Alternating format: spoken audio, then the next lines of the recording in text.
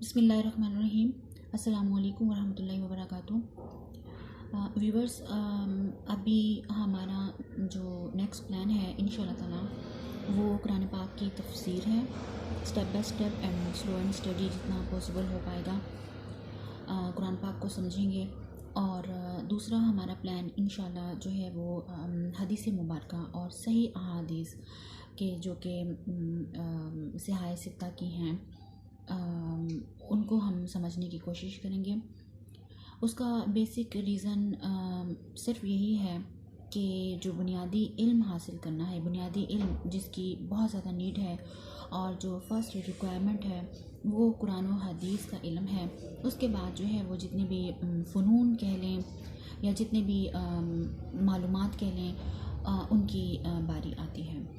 So that is why I have decided to translate and to explain first of all Quran पाक and then हदीस मुबारका।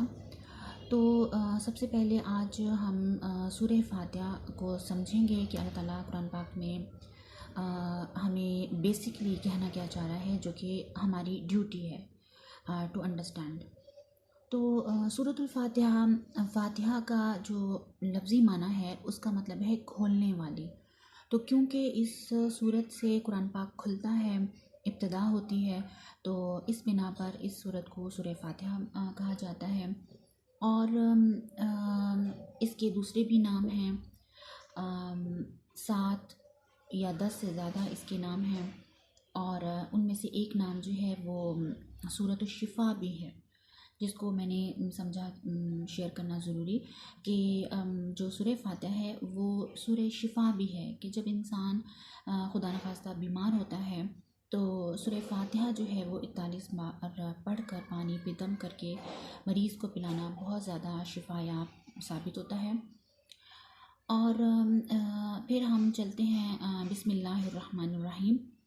तो बिस्मिल्लाहिर्रहमानिर्रहीम के मुतालिक हम बचपन से पढ़ते आ रहे हैं कि शुरू अल्लाह के नाम से जो बड़ा मेहरबान और नहायत रहम करने वाला है।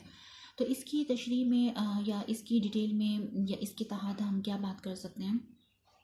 पहली ये बात कि जो बिस्मिल्लाहिर्रहमानिर्रहीम है यानी तस्मिया जो है उसका बेसिकली यानी क्या वो उस सूरत का हिस्सा है या जो है वो अलहदा से एक आयत है। तो इसमें इख्तिलाफ़ है। बाज़ उलमा का कहना ये है, बाज़ मुफस्सिरीन का कहना ये है कि ये जो है वो कुरान उस सूरत का हिस्सा है।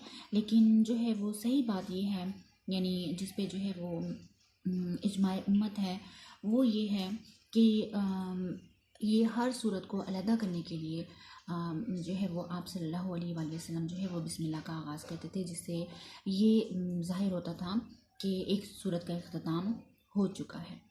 सेकंड, इसका हुक्म क्या है। इसका हुक्म ये है कि तस्मिया जैसे हर चीज़ की इब्तिदा, हर काम की इब्तिदा जो है वो बिस्मिल्लाह से करनी चाहिए, ऐसे ही तस्मिया यानी कोई सूरत का आगाज़ कर रहे हैं तो यकीनन उसमें भी अल्लाह का नाम लेकर शुरू करना चाहिए।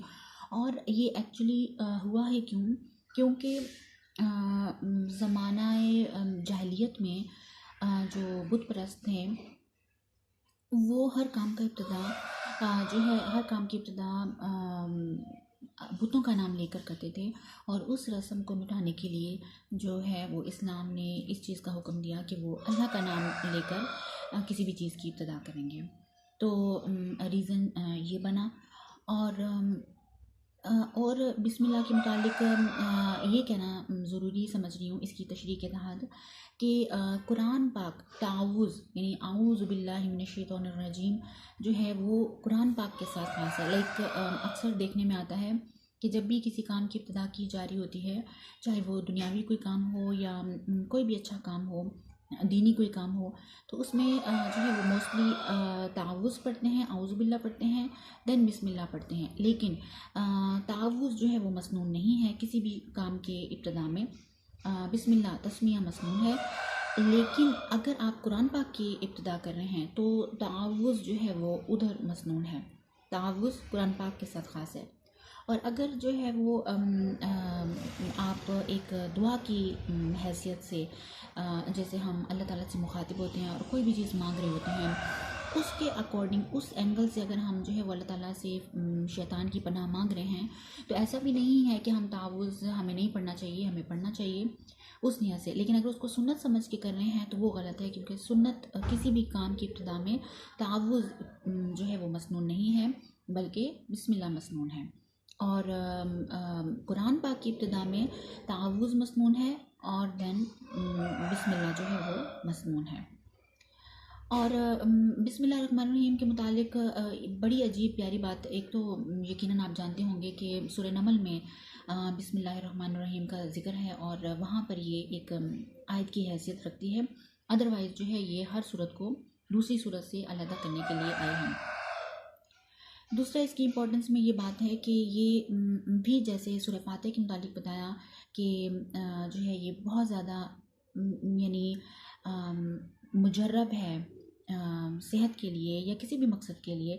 इसी तरह बिस्मिल्लाहिर्रहमानिर्रहीम जो तस्मिया है ये भी बहुत ज़्यादा मुजर्रब है, और क्योंकि इसमें जो है वो अल्लाह ताला के जो अस्माए आज़म हैं, इसमें आज़म भी है और रहमान और रहीम जो सिफ़ाती नाम हैं वो भी हैं। तो ये बहुत ज़्यादा पावरफुल एक आयत है जो कि इसको पढ़ने से तमाम मसाइल हल होते हैं, कि जिसमें 786 मरतबा मोस्टली जो है वो ये कहा जाता है कि इसकी तस्बीह रोज़ाना होनी चाहिए, और फिर जिस मकसद के लिए पढ़ी जाएगी तो इंशाल्लाह वो उसमें कामयाबी हासिल होगी। और इसकी तशरीह के तहत हम ये बात कर सकते हैं कि क्योंकि अल्लाह, इसमें अल्लाह तो अल्लाह ताला का जो है वो ज़ाती नाम है, और अर्रहमान अर्रहीम सिफ़ाती नाम है। अर्रहमान का मतलब क्या है, बहुत ज़्यादा, दोनों का एग्जैक्ट मीनिंग तो रहमत ही है, राह मीम से मुश्तक है, तो रहम के माने में ही आता है। लेकिन रहमान में जो है वो मुबालगा ज़्यादा है, मीन्स इसमें अल्लाह ताला की रहमानियत या रहम ज़्यादा टपकता है एज़ कम्पेयर टू रहीम में। तो इस के मुतालिक हम ये कह सकते हैं कि अर्रहमान, कहाँ पर अल्लाह रहमान है और कहाँ पर जो है वो रहीम है।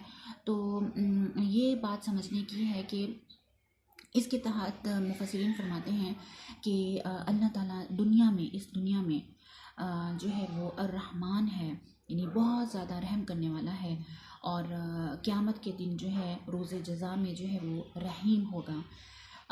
क्योंकि रहमान इधर इस तौर पर है कि यहाँ पर काफिर जो उसकी हर तरह नाफरमानी कर रहा है, यहाँ तक कि उसको मानने से इनकार कर रहा है, उसको भी वो खिला रहा है, पिला रहा है, अपनी हर नेमत से नवाज रहा है, और जो उसके मानने वाले हैं उनको भी अपनी रहमत के साए तले जगह दी हुई है।